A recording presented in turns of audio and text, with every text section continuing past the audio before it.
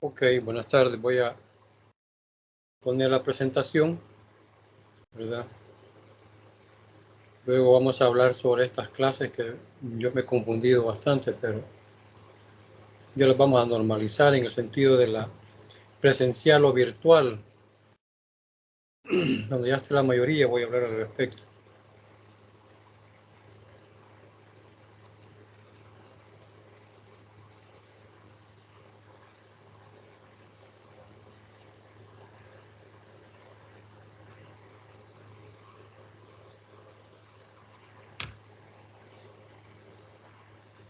Bien, espero estén viendo la presentación. Si no me avisan, ya sea por el chat o por voz.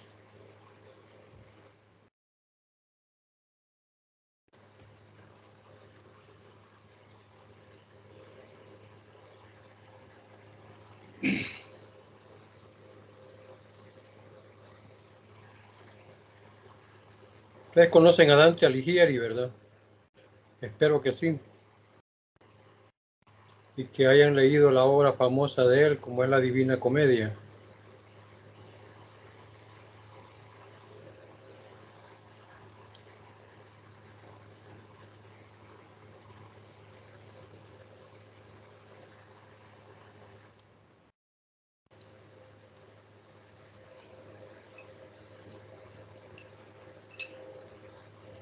Ok.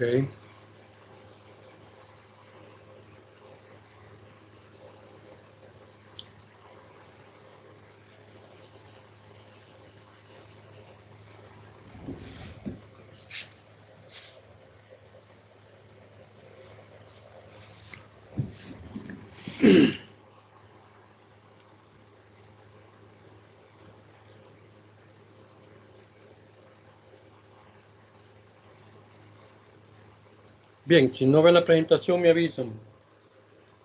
Vamos a comenzar un poco repasando lo que terminamos en la clase anterior, un poco la aplicación de la aplicación del análisis en las empresas, en las diferentes empresas. Recordemos que las empresas existen diferentes tipos y clases de empresas, ¿verdad? Que de acuerdo a la naturaleza o a lo que se dedican, así va a ser, digamos, el comportamiento de sus operaciones y por lo tanto va a depender de qué tan compleja es la información que manejen, como así sería el análisis que en ella habría que estar realizando constantemente o periódicamente, de acuerdo a tablas que se vayan diseñando que permitan precisamente realizar esos análisis. Hay tablas de medición como son los estados financieros, que ya lo vimos como parte de los instrumentos de medición o instrumentos financieros, que vamos a ver un poco al final de esta clase. Perdón. Dentro de lo que es la parte de administración, hay otros instrumentos de medición en el área financiera, en el área administrativa. La parte del presupuesto es fundamental, y no solo elaboración del presupuesto, sino que la base que me sirve a mí para elaborar esos presupuestos. Y por eso hay una variedad de métodos de elaboración de presupuestos. Por ejemplo, está en costos que se elabora el presupuesto maestro, que no está lejos de los presupuestos normales que se hacen para una empresa convencional, ¿verdad? Llámese comercial, llámese de servicios y también la de industrial. Entonces, los nombres varían de acuerdo a la prioridad que le han generado a la medición que se quiere hacer. Lo fundamental de los presupuestos como un instrumento de medición es que debe de realizarse sobre las bases técnicas y científicas que le permiten establecerlo. Por ejemplo, para poder yo determinar un presupuesto de ventas, yo necesito realizar un estudio de mercado. Necesito medir el comportamiento del producto en el nicho en el cual yo estoy desenvolviendo, el mercadeo de ese producto o de esos productos. necesito determinar cómo está la competencia con respecto a mi empresa. Es decir, hay una serie de instrumentos que me permiten hacer esas mediciones. Los que van para administración, ahí ellos van a un poco a compenetrarse en este tipo de instrumentos. En el área contable, pues en la parte de auditoría, precisamente en la medición de riesgos, es que se utilizan también unos instrumentos. Yo les mencionaba la matriz de riesgo, que es un instrumento que me mide precisamente aquellos puntos críticos a los cuales yo necesito ponerle mayor atención que otras actividades. Por ejemplo, yo le voy a poner mayor atención en el área donde se maneja mayor cantidad de plata, como también donde se utilizan la mayor cantidad, o más bien el mayor manejo de productos dentro de la empresa, bodegas, góndolas, etcétera. Entonces, la idea de todo esto es tener un control estricto de todas las operaciones, de todos los movimientos, de todos los bienes que tiene la empresa. Cuando usted ha, digamos, cubierto todos los flancos, utilizando un término militar, cuando usted tiene cubiertos todos los flancos, entonces usted ya está con una seguridad razonable. Es lo que se conoce en auditoría o en la parte contable cuando le emiten una seguridad razonable. Es decir, que dentro de lo que se está ejecutando, se está teniendo el mayor cuidado posible.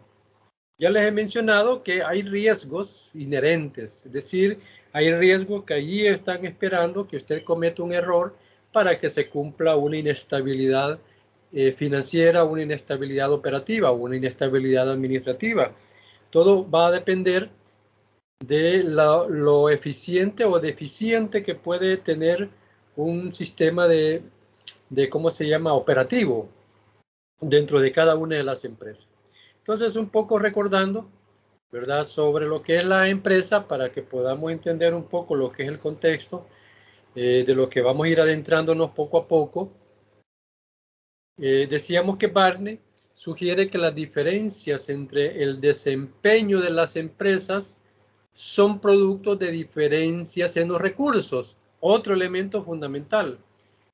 No todas las empresas manejan los recursos que requieren para poder, digamos, establecerse operativamente. Yo uso mucho la palabra operativo porque es el que agarra todo el concepto como tal de las actividades de la misma empresa. Un buen sistema operativo le permite a usted conocer el engranaje que hay dentro de cada una de las actividades. La idea del sistema operativo es saber o conocer dónde entra una pieza y puede encajar otra. Y se va haciendo pues el movimiento, ¿cómo se llama?, armonioso, si se quiere usar la palabra, de todas las actividades que se están desarrollando dentro de una empresa. Entonces, eso, por supuesto que desarrollar un sistema, inclusive un sistema de información gerencial, como por ejemplo los administradores que tienen la capacidad o deben tener la capacidad de desarrollar un buen sistema de información, va a depender de qué tantos aristas ha considerado para poder, digamos, tener esa canalización de datos y que todo el mundo esté en el entendido de lo que le corresponde hacer, ¿verdad? No es posible porque la integralidad de las acciones que se dan en una empresa va a depender de que cada elemento, o sea, cada persona que está dentro de sus actividades desarrollen en ese engranaje.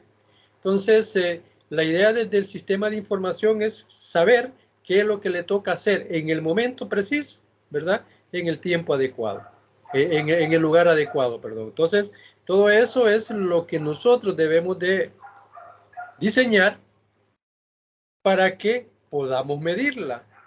¿Y cómo lo vamos a medir? A través de análisis. ¿Y qué vamos a analizar? Los instrumentos diseñados precisamente para esa dinámica de acción que tiene la empresa. Entonces, si bien es cierto, esas diferencias de recursos se dan de una empresa con respecto a la otra, tenemos que adecuarnos y tenemos que adecuar esos recursos para cumplir lo mínimo que se pueda determinar dentro de la parte del control. Es decir, que yo no tenga los recursos suficientes para poder decir que voy a cubrir todas las aristas de la empresa, no significa que si no podemos todas, por lo menos las fundamentales, ¿verdad? ¿Y cuáles son las fundamentales? Pues aquellas donde me reflejen la mayor cantidad de riesgo que se puedan estar dando dentro de la empresa. Al igual que de variaciones de cómo estos se convierten en capacidades y se aplican. Entonces, toda la integralidad está diseñada de acuerdo al tamaño de la empresa y a la capacidad que la misma tenga. Perdón. Lo siguiente esquema sintetiza gráficamente el enfoque de la teoría. Número 1. Identificar los recursos de la empresa y localizar las fortalezas. Normalmente hacemos un FODA. El FODA generalmente se desarrolla cuando el negocio está en marcha, ¿verdad? Pero cuando usted desea conocer inicialmente, más bien desea iniciar una empresa y la está estructurando de una manera bastante técnica, entonces usted debe de analizar qué es lo que tiene y qué puede hacer con eso que tiene. Entonces, para eso necesitamos identificar los recursos y localizar las fortalezas y, por supuesto, las debilidades relativas a las operaciones. Esto nos lleva a que tenemos que hacer un inventario de recursos. ¿Qué tenemos? ¿Cómo lo vamos a utilizar? Una vez que tengamos eso, identificamos las capacidades de la empresa, ¿verdad? La capacidad tiene que ver en todos los sentidos. Es decir, de acuerdo